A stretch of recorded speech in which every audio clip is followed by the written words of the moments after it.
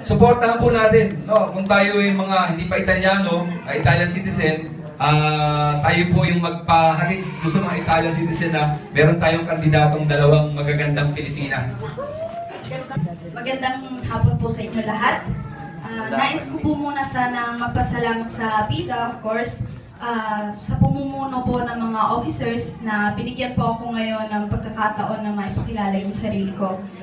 So, ako po si Kate Nicole Cabral Magsino, 20 years old, anak po ni Mr. Arnel Magsino, tubong Mabini, Batangas, at ni Bel Cabral, tubong Nauhan, Oriental, Mindoro.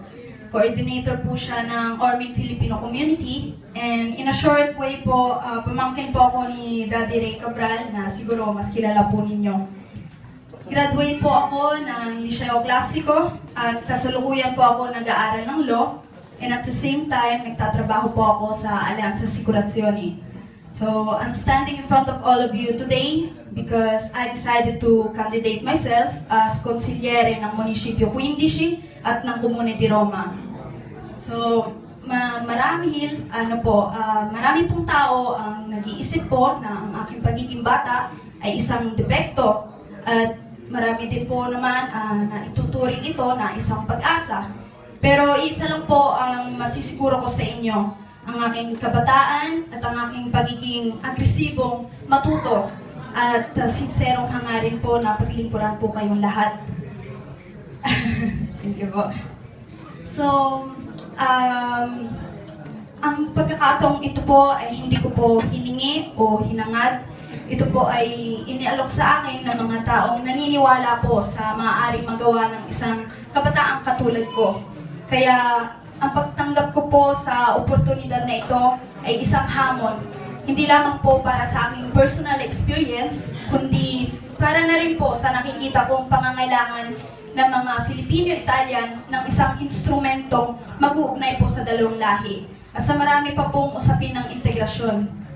So, base po sa aking experience, nakikita ko po na ang tingin po ng Italiano sa Pilipino ay isang manggagawa, isang simpleng OFW lamang.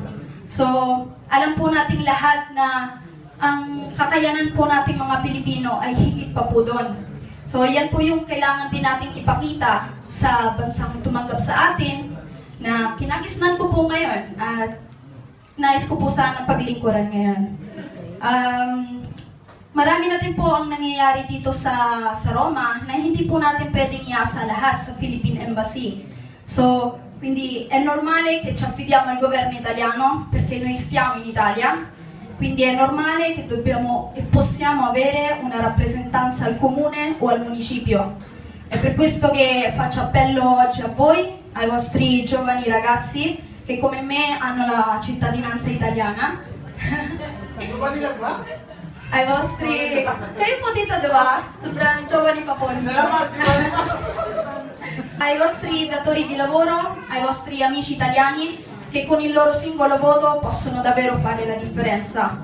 So muli, kumakatok po ako sa inyong mga puso para hingin po ang inyong suporta at kooperasyon sa darating na eleksyon this coming June 5 upang magkaisa po tayo sa laban na ito dahil naniniwala po ako na hindi lang po ito laban ng isang simpleng Kate Nicole Cabral Magsino and of course ni Tita Lisa Bueno, but of course nating lahat. So, thank you so much po.